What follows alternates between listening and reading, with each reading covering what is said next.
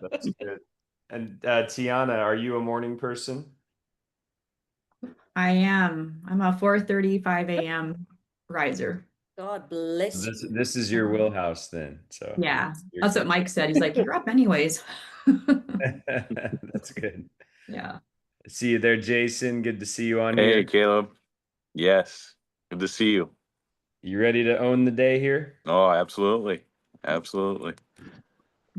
Awesome. I see Renee. Good to see you, Sister Renee. Good to see you, Caleb. And you're part of Team Tanzania here, so I am. doing some We'll traveling be here seeing you soon. So there. yeah, the Colette and Renee, you guys will be bringing the power of God to these Come on. pastors conferences here also. Tiana, oh my goodness, there's so many amazing people here. Mhm. Aaron, good to see you, sir. Hey Caleb. Hey everybody. Aaron. Morning. Morning. I see Neil's screen there is black. I see him popping on there. Michael, we've got Harmony. Good morning there.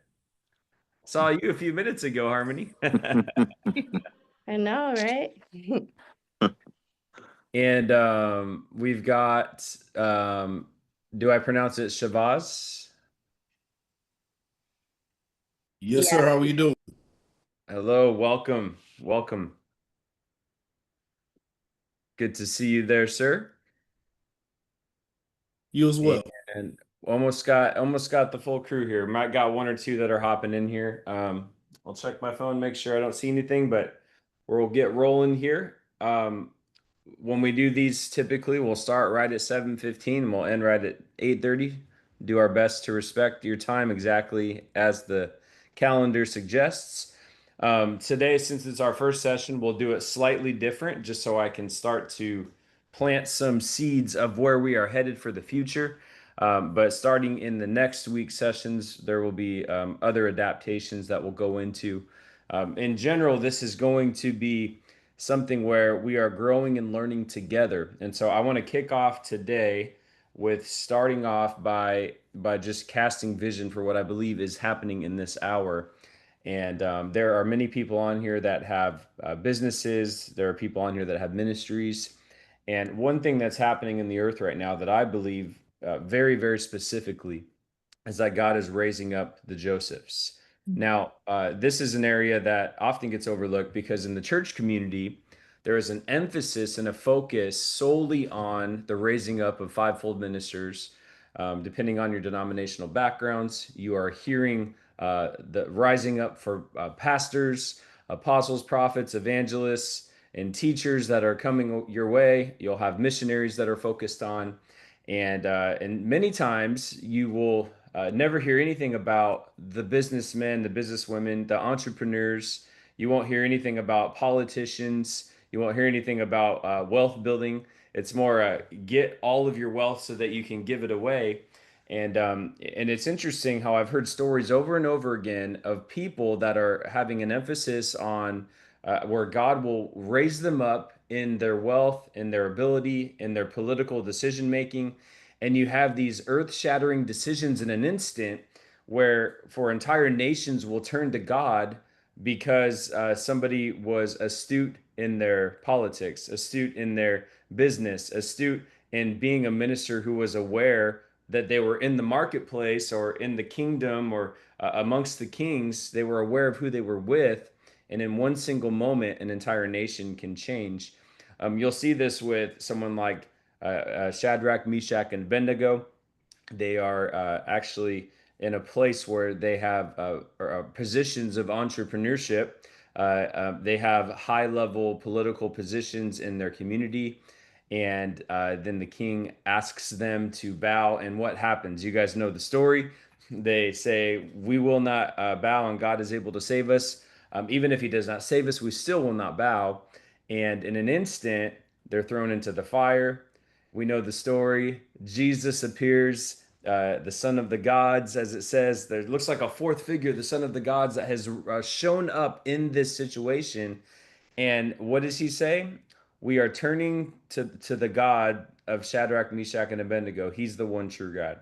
Then you have Daniel, same situation. He will not stop praying.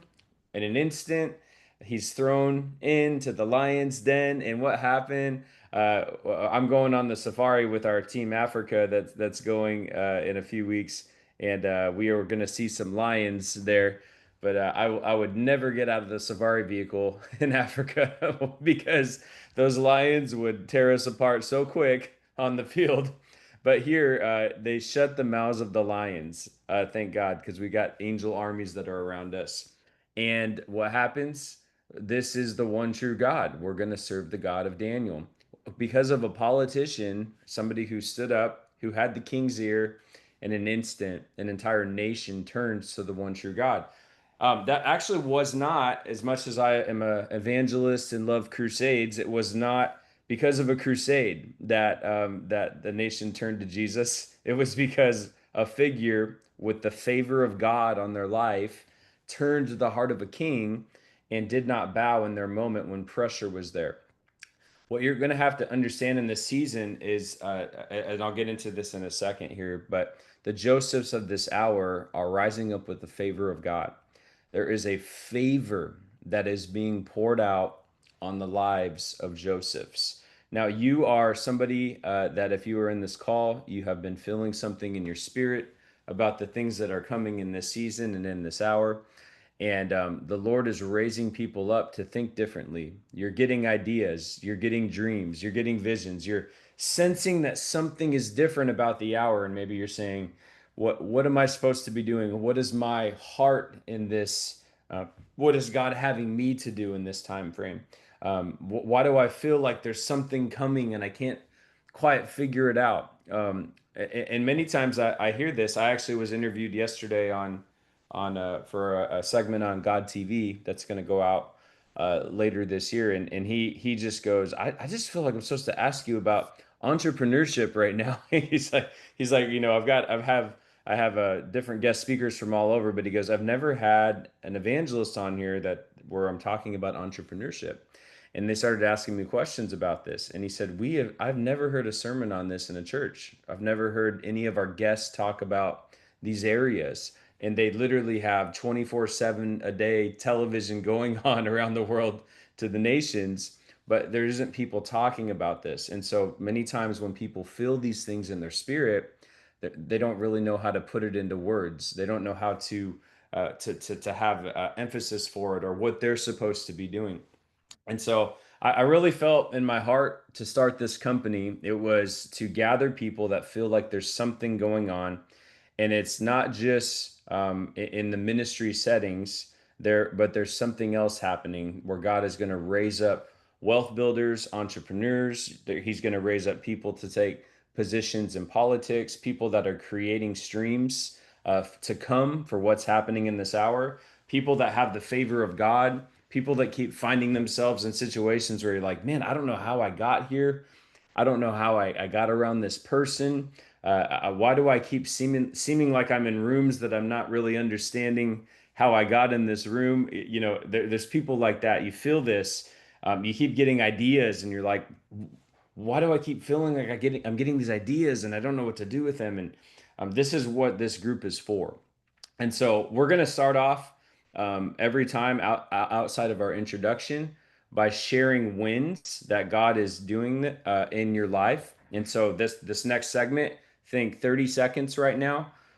We have, if everybody shows up, we have around 15 people that are in this. And so if everybody talks for 1 minute, that's 15 minutes. So I'm not trying to go for 15 minutes here. Think 30 seconds or less. What is a win? And we're gonna start every segment calling this Joseph's Playbook. And this is a win. This is something, a piece of wisdom, something you learned. This isn't meant to be a sermon. It's something that you learned this week as you were going about. And this can be something God shared with you. It can be something you learned in business. It can be something that you read in a book. It can be something that you became aware of that you weren't aware of. I'll kick it off, and everybody can unmute themselves for this. We're just going to go quick, popcorn style. If you got something, just start talking. Don't wait. But we want to glean from each other and what God is showing us, what you're hearing, what you're learning, and we'll go from there. I'll kick it off just to get it rolling. This week, I was coming back on a flight, and I turned on. There was this thing where they did the study on sleep, and it was fascinating that they found that people that slept for an extra 45 minutes improved their productivity by 11% with that extra 45 minutes per night. They studied athletes, the best athletes in the world, and they had an 11% improvement in their performance by getting an extra 45 minutes of sleep per night. Somebody else. I'll go. So it hit me this week. I was reading in the book of John, and John 6:27, do not labor for food which perishes, but for food which endures to everlasting life, which the Son of Man will give you, because God the Father set his seat on him. And it just really struck me, because there's so many voices in our world, and they just keep multiplying. And that's part of why I wanted to come into the Joseph Company, because I know it's going to be on the Word. And I'm always just looking for truth, and that's going to expand and grow the kingdom.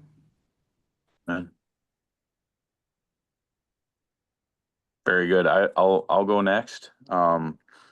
So this past week, I work in a manufacturing setting, and obviously very bottom line driven.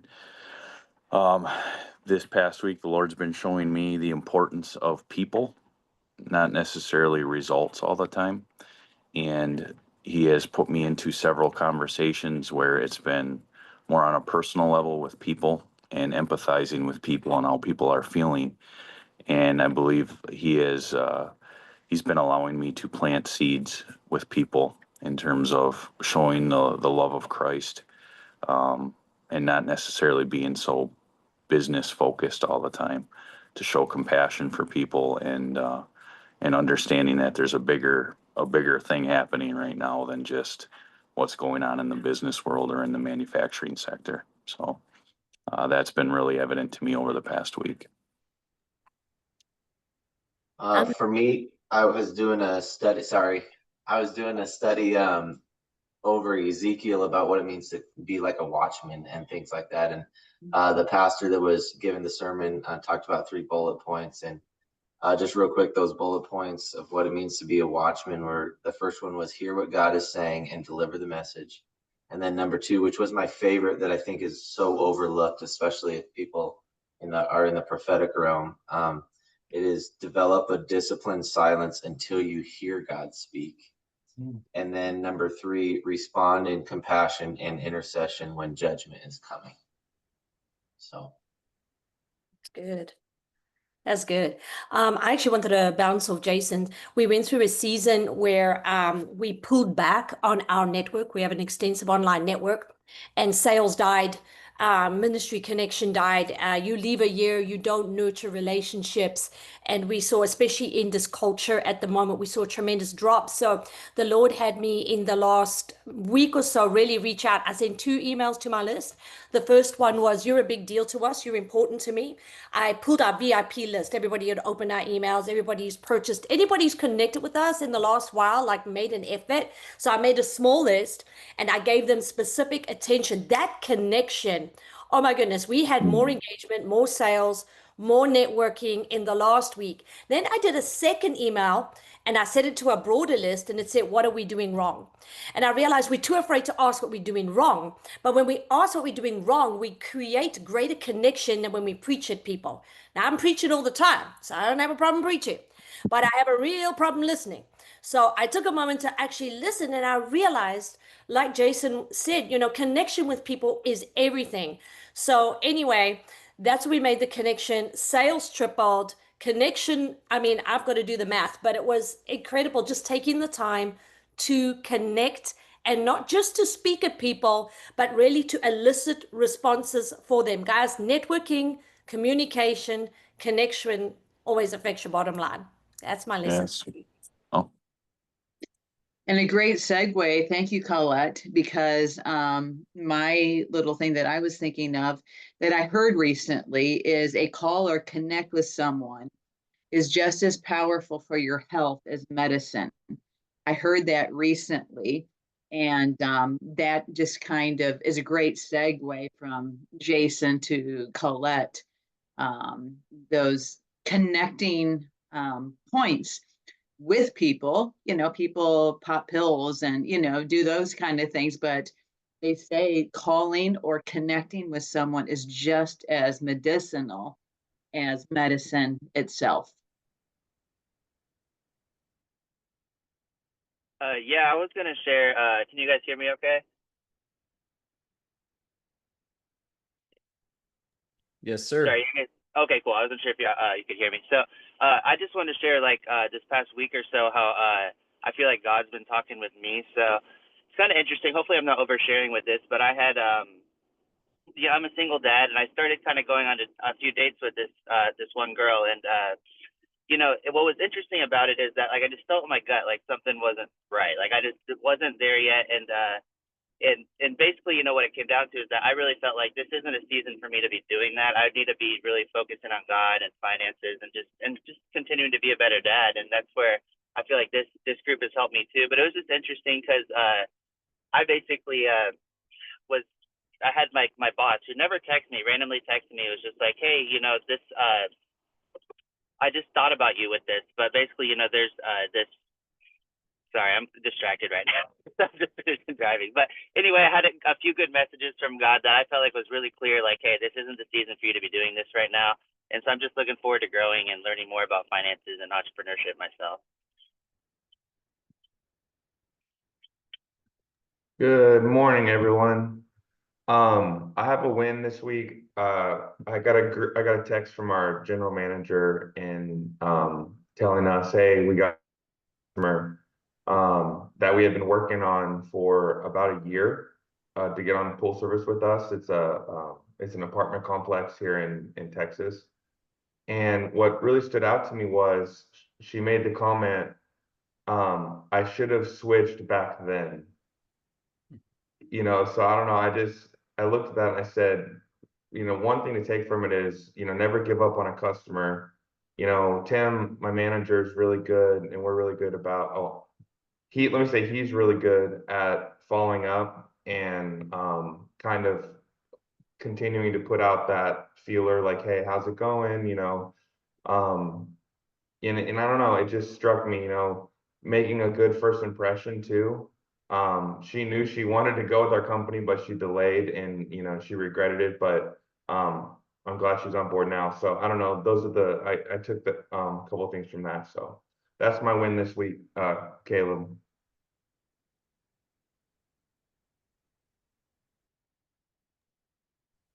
All right, I guess I'll go real quick. A big win for me has been off of a revelation that God gave me that I've been going over for a little bit now, and things that seem pretty chaotic. And God was saying, "Okay, listen here, Shay Hamilton.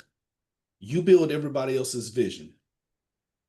It's time that you stop focusing so hard on building everybody else's vision and build what it is that I have given you."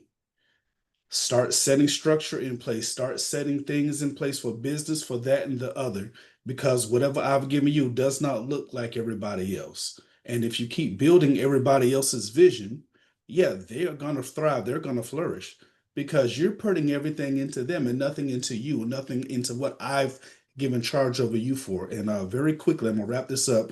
Been in 1 Kings reading about Solomon and how Solomon, when he built the temple of the Lord, he prayed for wisdom. He didn't pray from a place of lack. He prayed from a place of already having. He already had the kingship. He already had the kingdom. He already had riches. He already had this, that, and the other. But he came and he was like, okay, God, I don't want to build any of that. I want to get wisdom to govern what you've given me. In that's when God answered him. After he built the temple, he came and he he prayed another prayer and he said, God, temple is built. It's a place where people can focus in prayer. When the Israelites find themselves scattered because of their sin, when they turn back and when they focus and they pray, God, pull them back from wherever it is that you've scattered them. And I believe that's one of the biggest cries that we have for the kingdom entrepreneur in this time.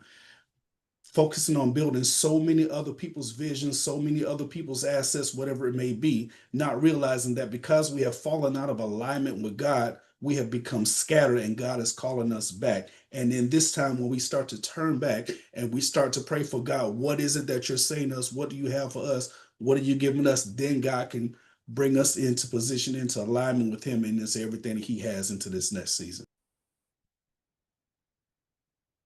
Yeah, that's a good word. Thank you everybody for sharing your wins. This is good. In the future, be thinking as we start, we're going to kick off each session thinking about this. I'm going to dive right in for the sake of time. We'll all get more astute and quicker as we go. But this is an idea of what God is doing in this hour. We can learn from each other. Josephs can learn from other Josephs. People can learn from people. This is how this works. So if you see God revealing something to each other, make sure you're taking note of it and going, wow, how can I do something this week that is God is teaching somebody else and I can glean from that. I'm going to dive into this first session here. I'm going to talk about a few things from the life of Joseph that we can glean from, and then we'll go to the next part of this. As we start this, I'm going to give highlights, and so you're welcome to take notes. There, I believe we got our AI note takers here, so you're going to get something from whatever the AI does here at the end. But our first thing about Joseph's life that I would like to focus on is he carried God's dream early. He carried God's dream early. He had a prophetic dream before he had the maturity to realize and the platform to carry that dream. With Joseph, he obviously, we know the story. If you don't know the story, you can go back and read about it. But he had a coat of many colors. He was the youngest son at the time, and he gets this favor from God on his life. Joseph's carried the favor of God, but a lot of times we don't know how to carry that favor with maturity. And so he did some unwise things by going and telling his brothers about it. He positioned himself.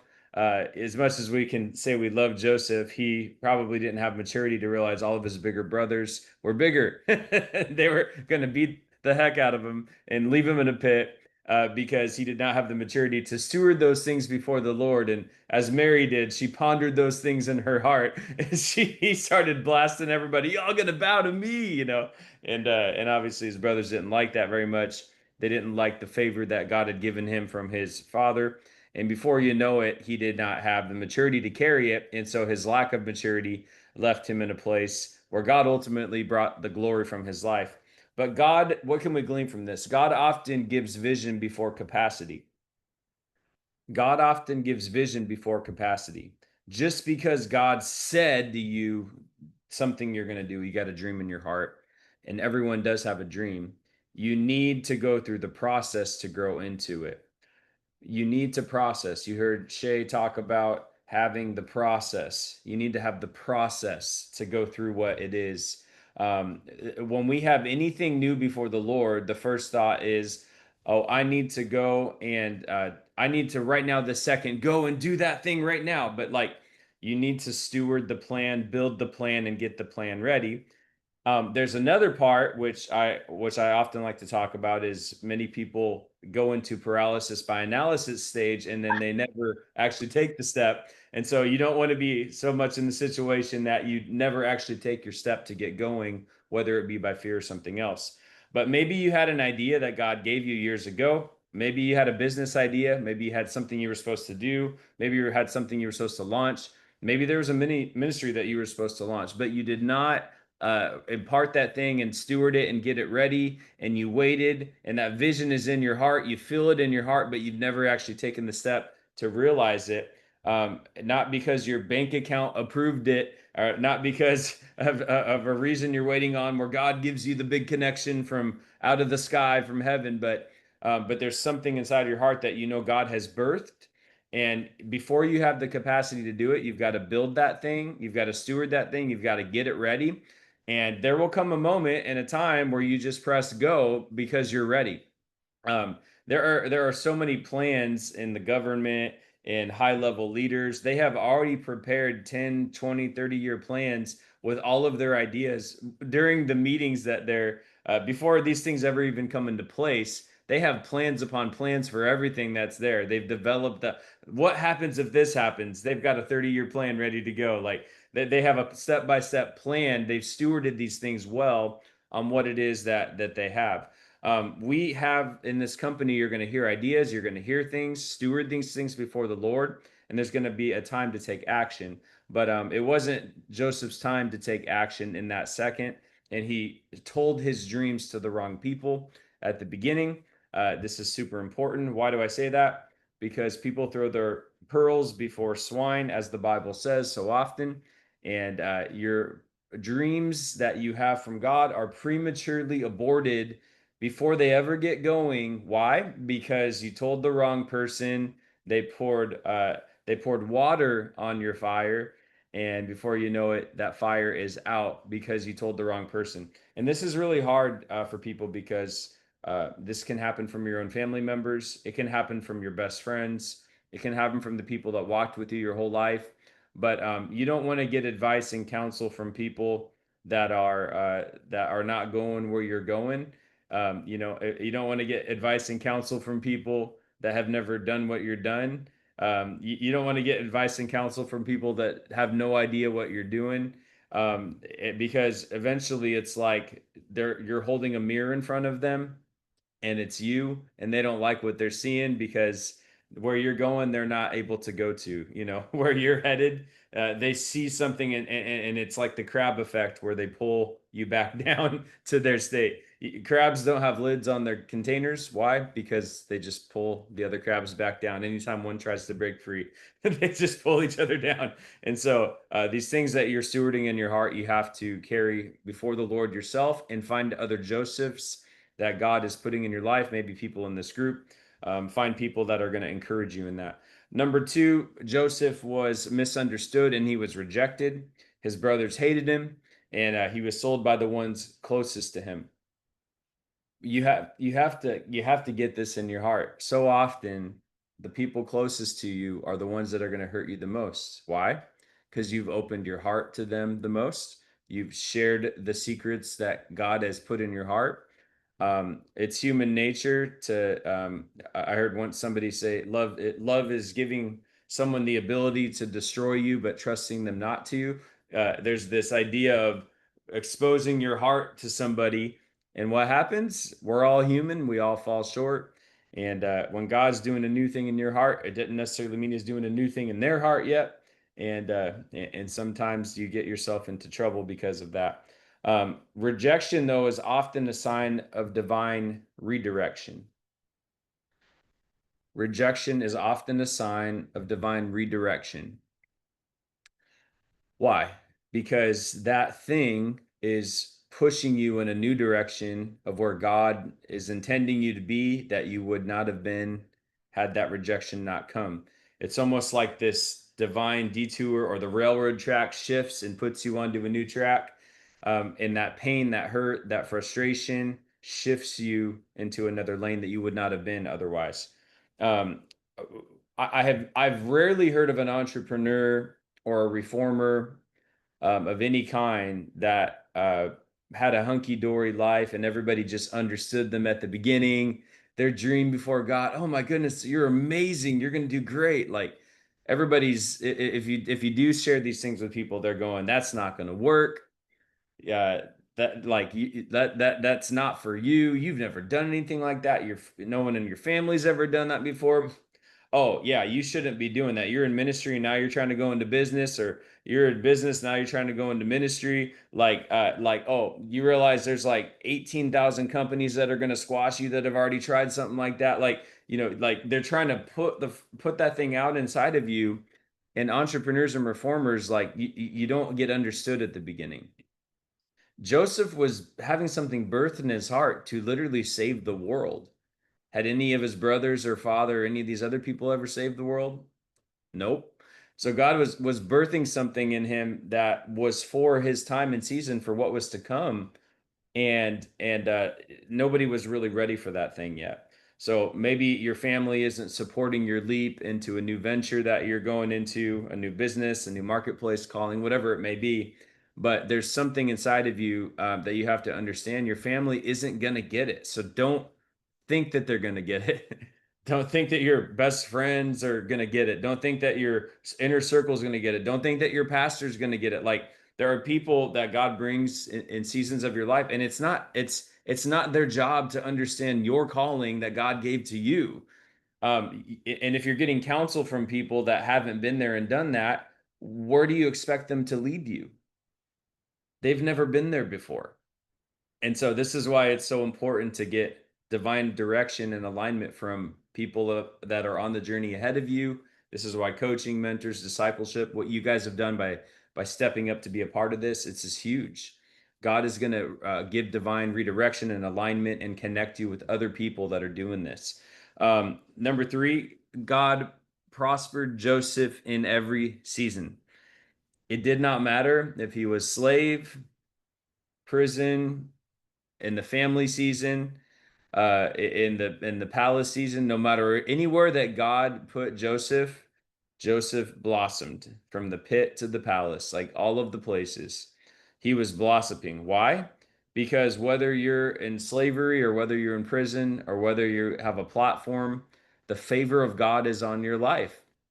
And if you learn to have the maturity and develop the maturity that's needed for that platform and what's coming, you're going to see God prosper you with your favor. Sometimes you're not ready to carry the favor that comes, and so mistakes are made, and it puts you into a prison for a season. But even in the prison, God can give you favor, and He'll bring the increase later on as you learn to steward in those droughts and wilderness seasons.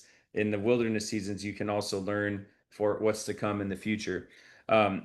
You need to understand that some of us have seasons like Shay said, where you serve someone else's vision. You know, that was what Joseph was doing for Potiphar. You know, he was serving someone else's vision. He was building someone else's vision, and in that time, he, you know, was learning and gleaning and growing.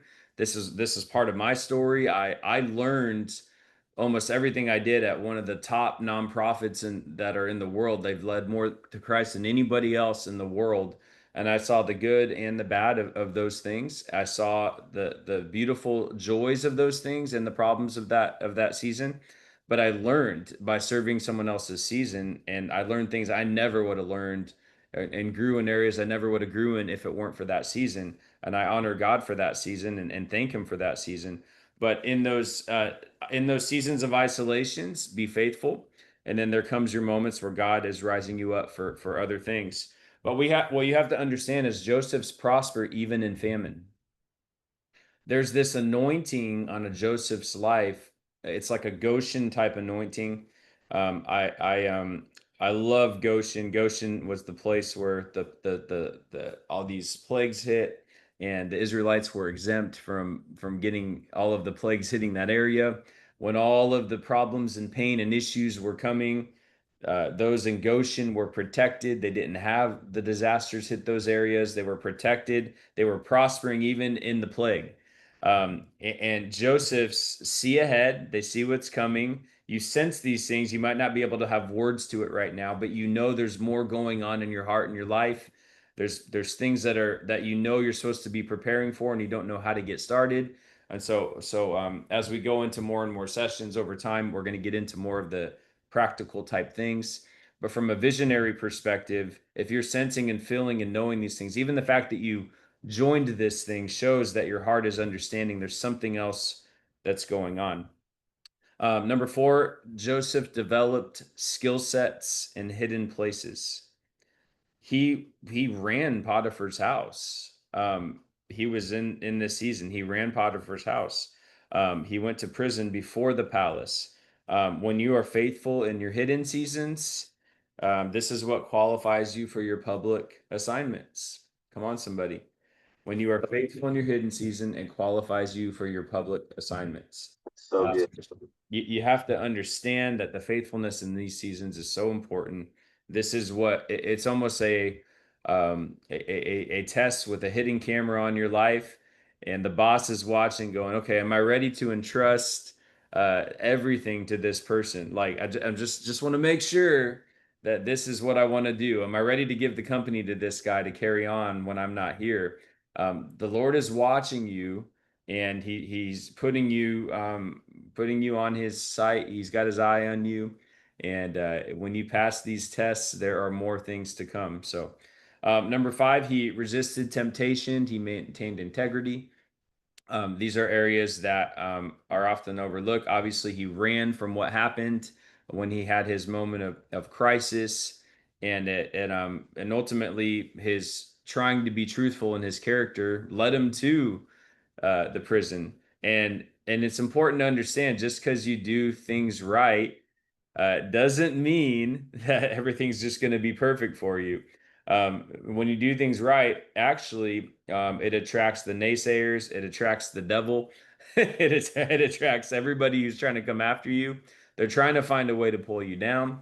And he had every reason to compromise, but he tried to be righteous in everything he did. Did he do everything perfect due to his maturity? No, he didn't get it all right. But character will sustain what favor initiates. Character will sustain what favor initiates. You can't take shortcuts. You have to maintain the things that you need to maintain, and opportunities will come, and you're going to be able to rise up from that place. I found, and I say this in a different part of what I wanted to talk about, but being consistent. Consistency is a superpower. It really is. Consistency is a superpower. You'll hear me say this often, because if you just do what you know to do and you remain consistent, everybody else falls off over time, and all of a sudden you're the only one left that's being consistent. And you accelerate exponentially just by showing up and doing this. I'll say this: Kobe Bryant was obviously a famous basketball player, passed away in a helicopter crash. And he used to talk about, if he would just show up for that extra 30 minutes before everybody else, and that 30 minutes after, he would put an extra hour into a practice. And then over the course of doing this for a decade, not taking off seasons when everybody else was doing off seasons, that the accumulated effect of where he would be after 10 years of doing this would be so far beyond the other person that took all the off seasons, that didn't put the extra hour in over the course of time, that when you look at themselves on a map later on like a chart, he would be that much better. He would be in his comfort zone while other people were not able to. And Michael Jordan was famous for saying this. He practiced so hard that when he got into a game and he was actually there to perform, he was in his comfort zone because he had already practiced harder than what the game was. So everybody else, is like the game was the pinnacle of their arrival to show their hard work, and they were trying to do things in games that they hadn't already done in practice. Whereas Michael had done it 1,000 times already in the practice, and so he was prepared before there was ever a spotlight. When the lights shone brightest, that's why he was the best, because he had already been practicing consistently. Character is like that. Showing up is like that. The hustle points, the things that don't show up in the box score of a game chart, like those consistency things matter, and they ultimately are exponential in every area of your life. So show up. Number 6, he was forgotten for a season, but not by God. The cupbearer forgot about him for 2 years. Delay is not denial. These are things you need to hear. Your name is going to be mentioned at the time that it's supposed to be mentioned. If it's a positional type thing God is trying to raise you up for. If there's a place in a company, or a place in politics, or a place wherever it may be, you are hidden away, and God is preparing your heart for what he's going to do. But there might come that moment where you're brought before the billionaire, you're brought before the king, you're brought before whatever it is that God's trying to do. Just stay ready, stay faithful, and time, your time will come. God knows exactly where you are. Number 7, Joseph brought solutions, not just prophecy. When his time came, he stayed ready spiritually. His dreamer gift was there. But when it came time for solutions, he had a plan. He offered a solution. And this is important to understand. And this is where a gift of a prophet is important too, where you carry these things. Prophets in the marketplace. You can pray for people, and prayer is one of the most important and powerful things in all of heaven. But when somebody needs a breakthrough in their life, it's not like, hey, I'm just praying for you, brother. Like these are those moments where divine destiny meets opportunity, and all of a sudden there's a plan. You've got something from God to come into a situation, and because you had the divine revelation from God in the moment and the plan, all of a sudden it was that brought Joseph from prison to number 2 in the kingdom, because none of the other wise people and counselors even saw it coming. And God used that to promote him into an opportunity. Prophetic people need to be practical. This is important. If you are in a gift of a prophet or evangelist or some type of ministry setting, if you have a place of ministry, sometimes we can be very ethereal. We live up in the clouds, and then when it's time to go on the day-to-day on the ground, we sometimes miss, and we give spiritualisms and nice biblical insights, but we don't actually practically have a plan and a process. And so this is super important.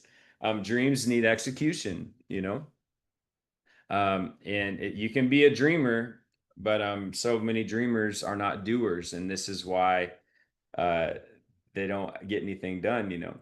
I was actually doing a coaching call yesterday with somebody who had asked for some insight on an investment thing they were trying to do, and they were asking for all this counsel and advice. And so I said, "Well, give me your plan," And so then they said, "Okay, well, I'm gonna like put some ideas together."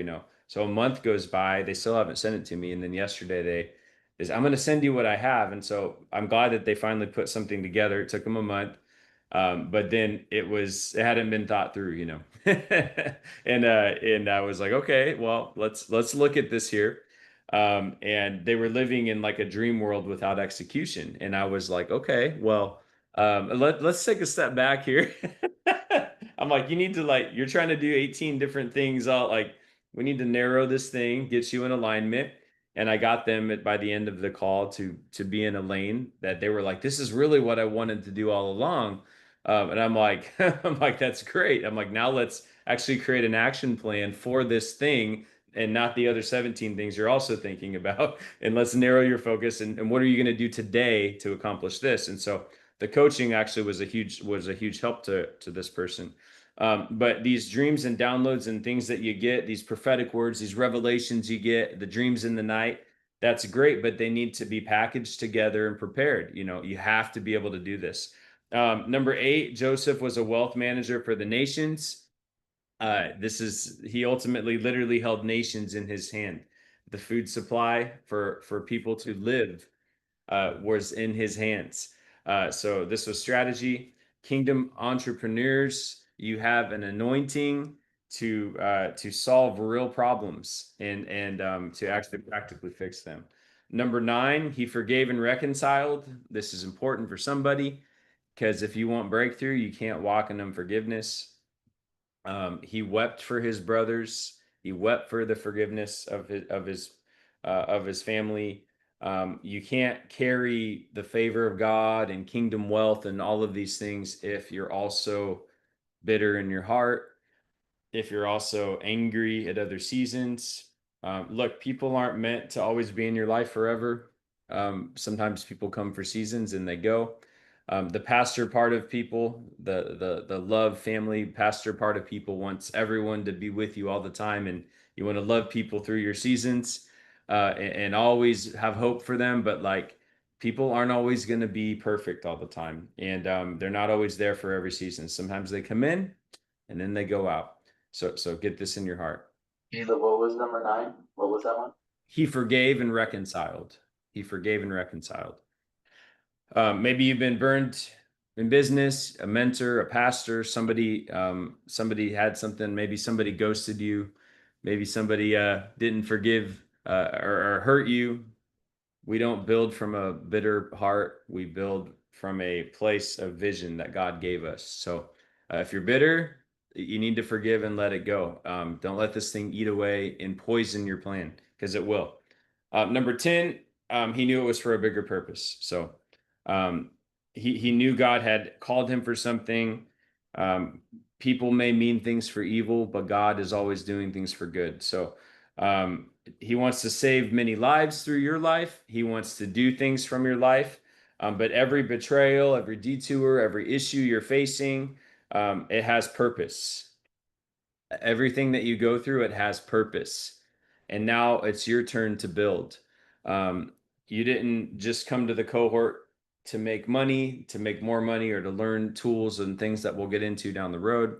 But you came here to grow, to have purpose, because you want to make impact, kingdom impact, wealth building impact. You want to make eternal impact. So this company was born for this time. And as we get into more and more down the road here, we're going to see a lot of breakthrough. But I'm really excited for this.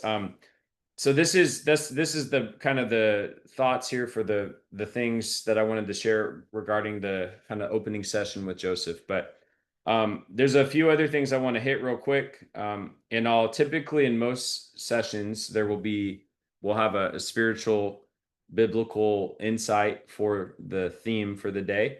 And I'm also going to share lessons from the 1% too. And lessons from the 1% are people. If you've ever heard of a 1%er, it's the people that are thinking like 1%ers, the top 1% of all society, the top 1% of thinkers, innovators, dreamers, people of wisdom. There are people that have discovered and tapped into biblical principles that have power of different areas in their life. And some of them are not saved. They haven't learned to submit that gift to God, but they're gifted and anointed by God for the things that they have been able to do. They have tapped into areas through their journey, through the wisest people on the planet, and have broken through, and we can glean from them. And this is why you need to be an active reader, an active leader, listening. Who you surround yourself is where you're going with. The people you're listening to, it impacts your journey. But I want to share a few things that some 1%ers are doing to just get your mind thinking in that way for business, your journey, insight, that type of thing. Successful people, they do not debate if they should follow through. They just do. Successful people do not debate whether they should follow through. They just do. And this is something about human nature you have to understand. When if you want to be a morning person, then you just set your alarm and you wake up. You don't think about it. You don't debate it. You just set the alarm and you get up. Successful people don't debate if they're wanting to do a certain task or a certain thing. They just do it. They don't make excuses. They don't find reasons. It's human nature that it takes about 5 seconds. This is it. This is psychology right here. It takes 5 seconds for you to come up with an excuse and talk yourself out of what you know you're supposed to do. In the 5 seconds you thought about it, you've come up with an excuse, and a good excuse and a good reason why you can't do the thing you know you're supposed to do. 5 seconds, that's it. And the executors, the ones that operate at the 1% level, when they have the thought that they need to do something, they do it. in the 5 seconds you thought about going to the gym or working out or whatever it may be, you've already talked yourself out of why you need to not go to the gym at this time, at this season. It takes 5 seconds for you to come up with a reason. So those 5 seconds, you have to start realizing that it's human psychology. It's just the way people are wired, that your flesh doesn't want to sacrifice. It doesn't want to get up. It doesn't want to say no to the thing that's keeping you up late that you need to stop staying up late for. It doesn't want to say no, and you have to crucify that thing and just do it. As soon as you start doing something, all of a sudden you have the energy to do it. Like it's amazing. But why? Because that energy is attracted to the energy in forward motion. Heaven is attracted to heaven. Like if you are moving forward in a heavenly plan, all of a sudden God shows up. This is true of faith.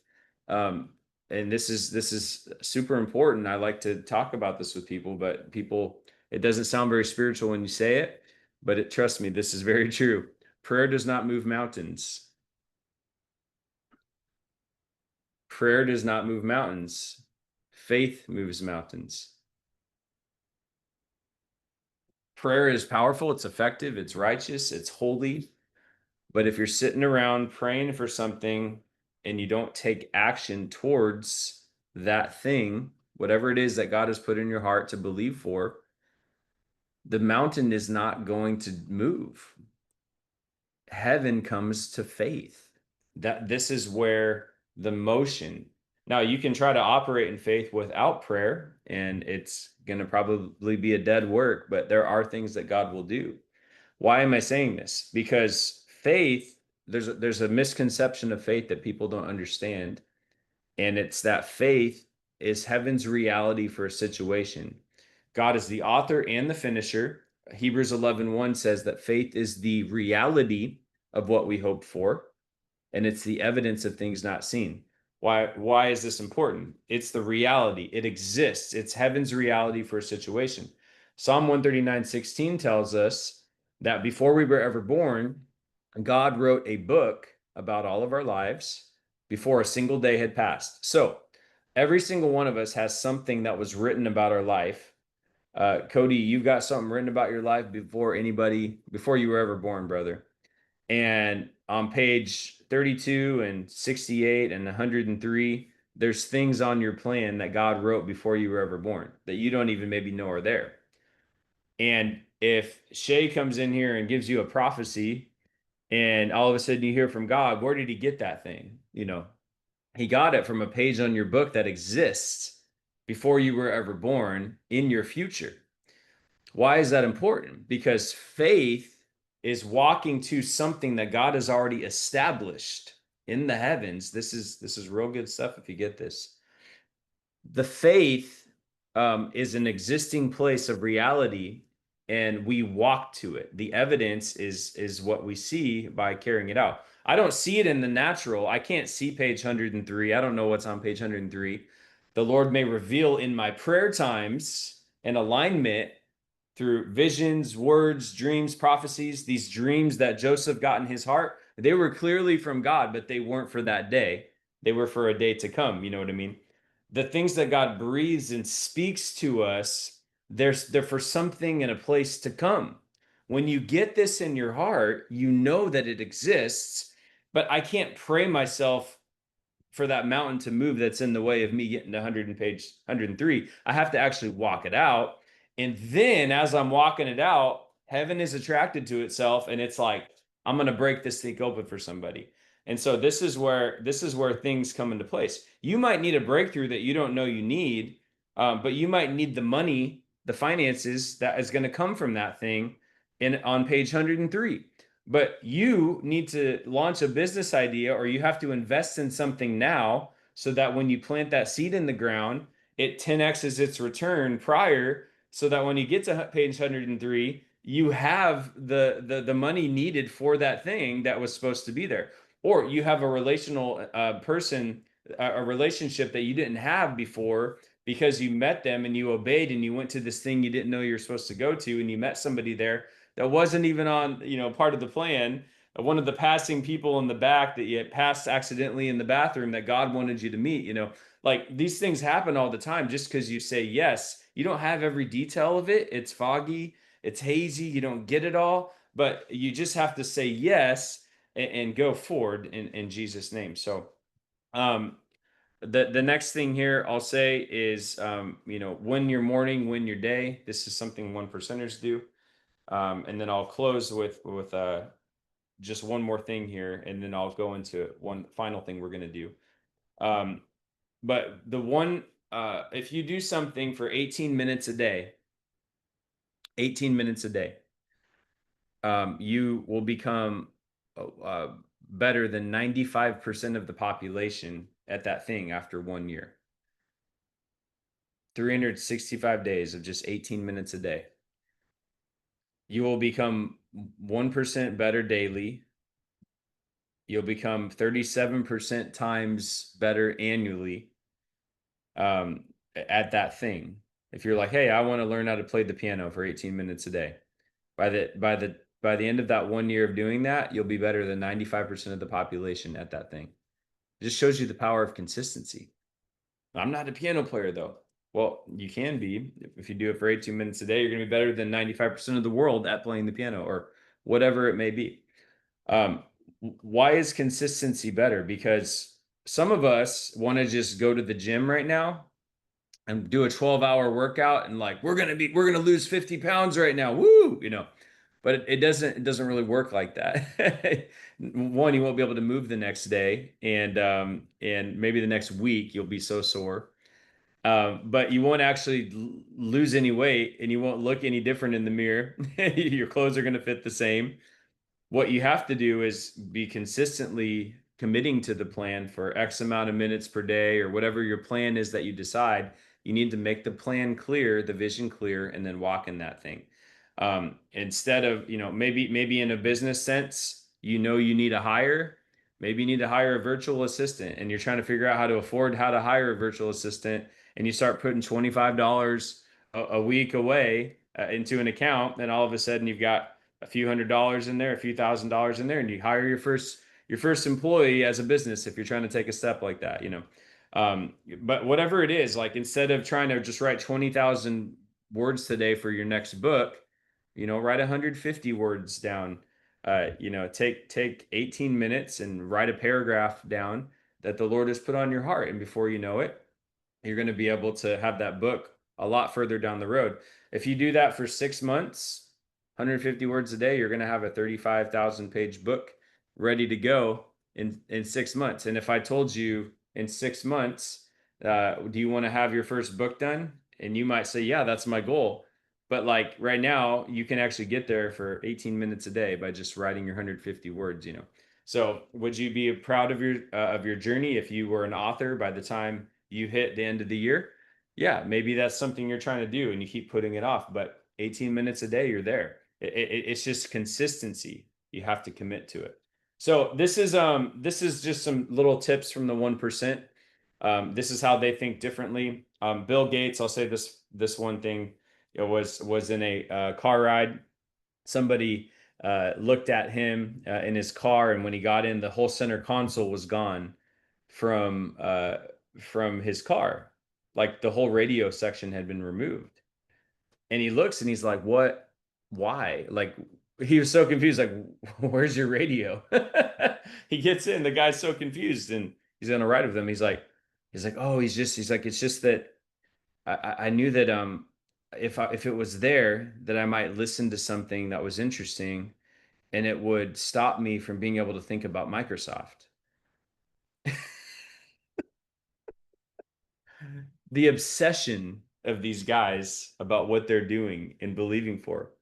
He was obsessed with this idea that became, right now the second most profitable and revenue-driven company in the world to this day. It was because he was obsessed with this idea. Like he went all in on this thing, but that's how 1%ers think. They don't allow things in or people in, or like these like, if you have something from God, eat, sleep, breathe over that thing, Get a plan, start doing that plan, and God's going to start opening doors.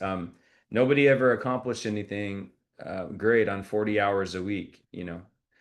Like it didn't really work like that. It doesn't mean you have to live at 100 hours a week, but you might have a season where you take a month and you block away, you know. You have your moments of rest and seasons of Sabbath, but nothing great ever happened by just a 40-hour work week and logging out and, you know, watching the rest of the night on Netflix. Like people obsess over these things. This is how the top 1%ers think. So if you check your email, I sent something out last night that I would like to have everybody do.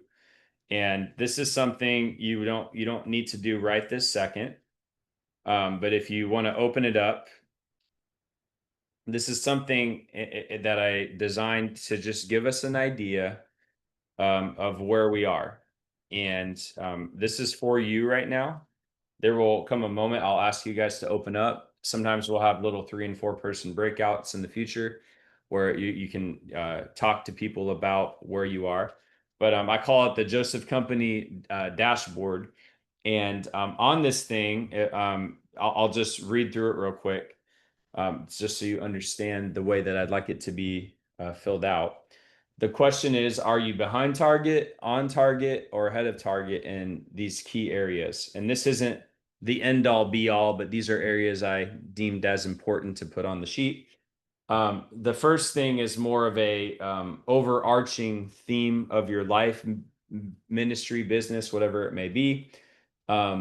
If you were to mark yourself on these boxes, are you behind target, on target, or ahead of target? In clarity on your calling, implementation and execution, your financial stewardship and generosity, your family and marriage, your spiritual leadership, your health and energy, your team and influence development, your strategic boldness, your margin and rest, and your eternal impact.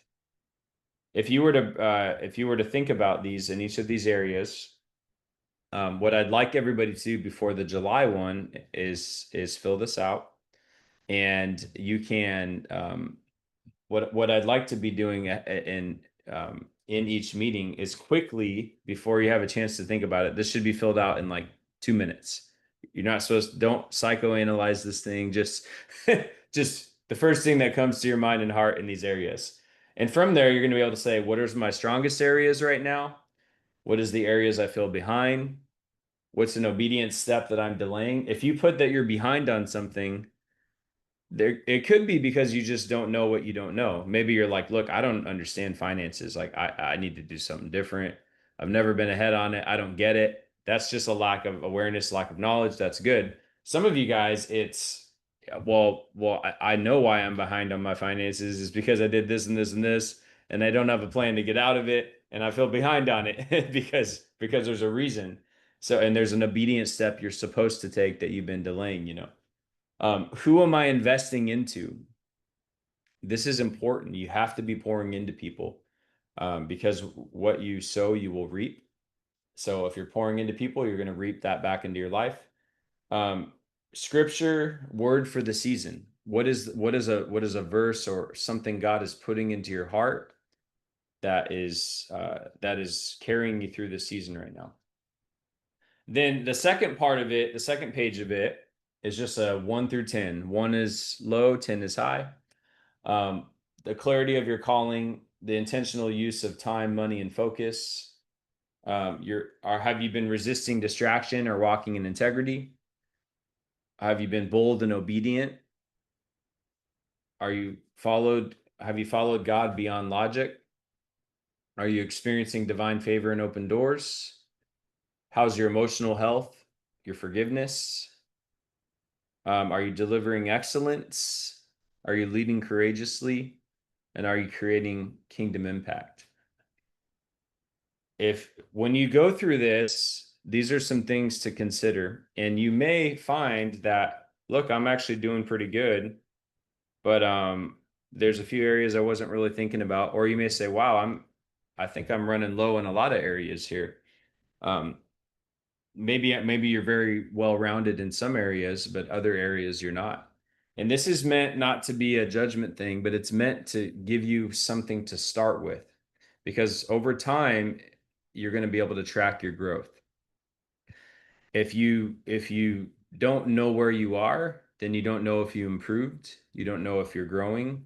You don't know if anything changed. What you don't track isn't going to ever be checked or improved upon. And so you have to in businesses say know your numbers. And if you know your numbers, you're going to be able to see where you are in these things.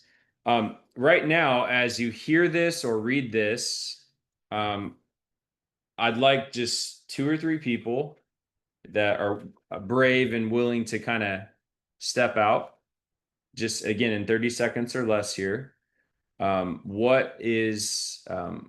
somebody be able to highlight? Let's do 2 people that say something they want to highlight that they're doing amazing at.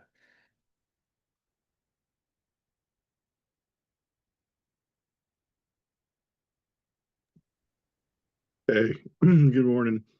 I think one of the things that I'm doing amazing at is being dedicated to doing the live readings each morning the Lord called me to about 2 years ago, consistently, Monday through Friday, 1 chapter a day on Facebook. We only have 1 book left, and that leaves a kingdom impact beyond what I even understand. I get comments here and there about how it's impacted someone's lives and they've come to the Lord, and it's wonderful to watch, and I can hear the growth as my memories pop up with the old videos.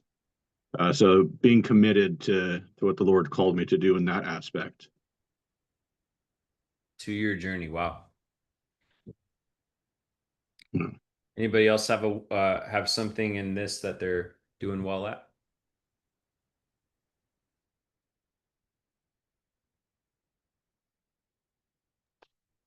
Something God is doing well at is signs are following the proclamation of the word. So to the glory of the Lord. He said he confirms his word with signs that follow, and signs have followed the proclamation of the word. And that's what God has done. But I just known that exponentially within the last month and a half, there seems to be a powerful outpouring.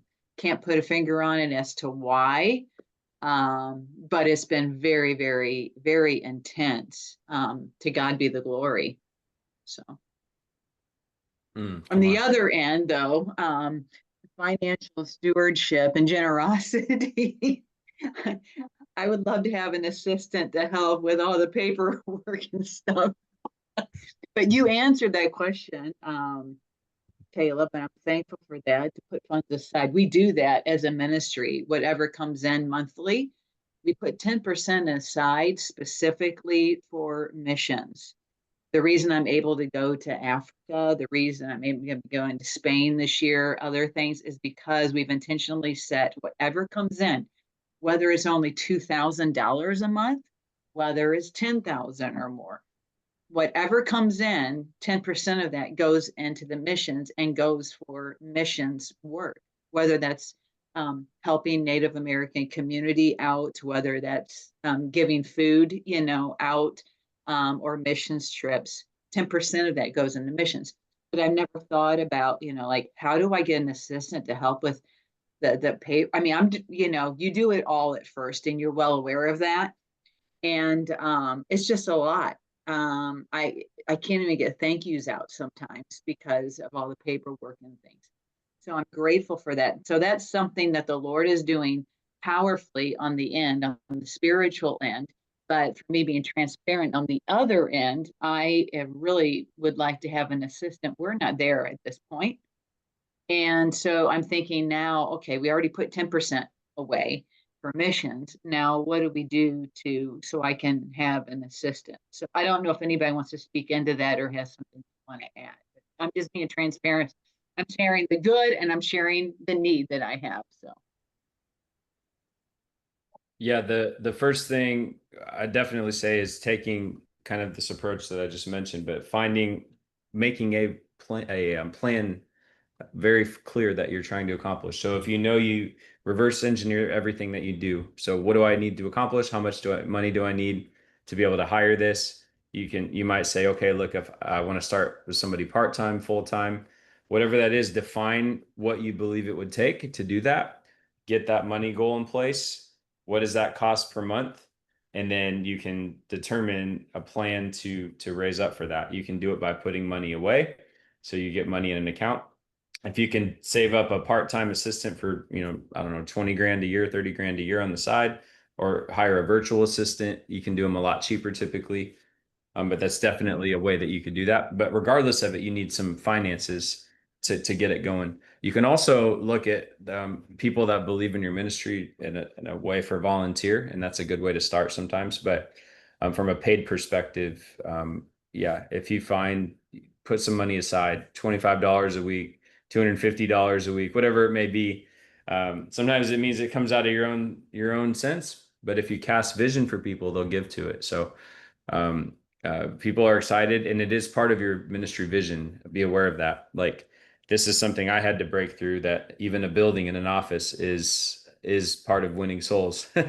Even like, people don't see it that way when you're doing a building plan. Typically, you see this in church world, but it is part of souls. It is part of what we're doing. So it would take a little more time to go further into that, but we've got 4 minutes here left. So Colette, why don't you jump in?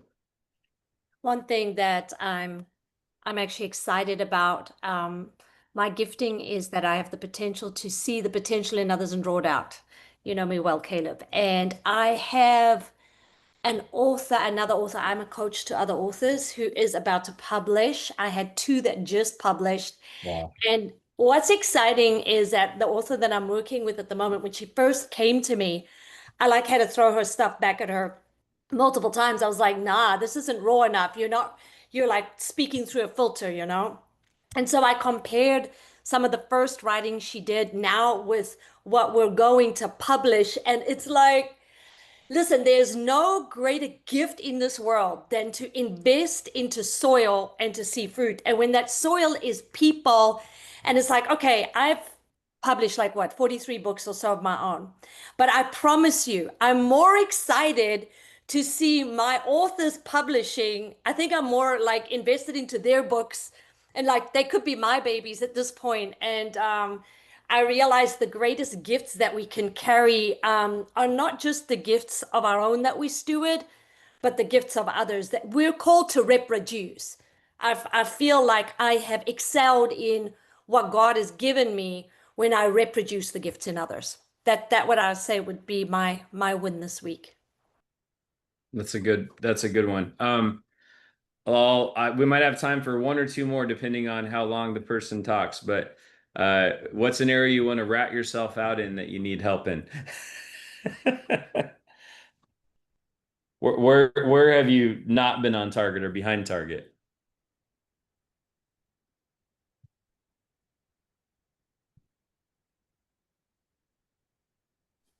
Oh man, I'll go.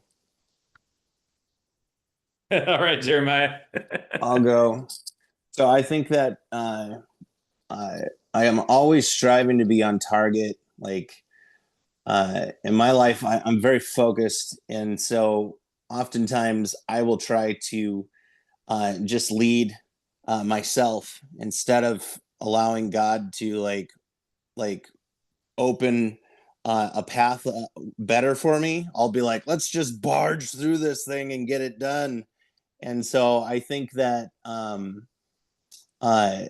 waiting and listening is very important, and that's something that I'm working on improving on. I think I've done a better job on it, but it's something I always want to do well or better, is that listening to God's voice, and that can come through friends, mentors, your network, hearing through prayer that, God will give you direction on what you're doing, but don't always try to, don't lead it yourself, because we talk about this path that he has for us. And if we stay on that path that he's leading us, God always has plan A. And sometimes we go through plan B, C, and D and then realize, wait, that other plan is looking a lot better now. Maybe I should have followed that. So without going too long, Caleb, listening to God helps guide you to the perfect place where you need to be. Yeah. No, that's a good. I'm with you there. I can get on board with that. I'm not a patient person. And I do get ahead of myself and also sense that I'm getting ahead sometimes of what God maybe just wants me to take a step back and assess certain situations and wait on him for guidance and direction before I move forward. So I've gotten myself into a few different situations where I moved too soon or too quickly without understanding the full picture. So that is something that I'm working on and I'm very conscious of. So it's a good word. I want to on future Joseph companies, we will have something called the hot seat. And maybe Renee, we could even have you be the first one. Where somebody will bring a issue that they have that they want to work through, and we have the whole group workshop with you for 10 minutes, and everybody is given insights, and you can walk away with 20, 30 ideas or one really good idea that you can implement related to your situation, your business, your idea, your ministry, whatever it may be. But we could use you for that one, or if you already have it figured out before then awesome.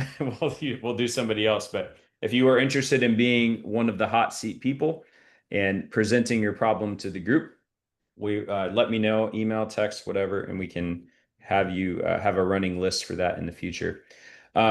Anyways, thank you guys so much for being on today. This first one is a little more teaching heavy because I wanted to set the tone for where we are headed, but there will be more interaction, and we'll have some breakouts and different things as we go forward. Looking forward to that. Our next one is July 31st, which is a Thursday, right? So July 31st, Thursday, 7:15. Everybody mark your calendars. Every third or fourth session, I will be bringing in somebody from my network also. I have a very vast network of millionaire, ultra millionaire, billionaire type friends, some athletes and politicians and executive coaches, just people at different industries and levels. So every third or fourth session, we will have a treat of a special high-level person that's doing it in the earth. And so stay tuned for that. But next time we'll go Thursday, July 31st. Father, thank you for the Joseph Company, for those who have said yes to this first session. I just give you praise and glory for the seeds you have planted today. I pray that every word that was spoken would go deep into their hearts, that seeds would be planted, that dreams that are already in their hearts would be enhanced, that they would feel the passion of God to take steps forward into the things that you are speaking to them, and that they would bring forth fruit in their seasons for the things that you have birthed in their hearts. I pray that you'd give us the maturity we need to maintain these dreams and prepare them, and then the action and the faith to see them come to pass. In Jesus' name, amen. God bless you guys. I'll see you guys on July 31st. Feel free to shoot me a text or call if you want to connect. We have Team Africa leaving Sunday for Tanzania, so we'll be off for the next couple of weeks in Africa. So God bless you guys. Thank you, All right, Caleb. God bless everyone. Take care.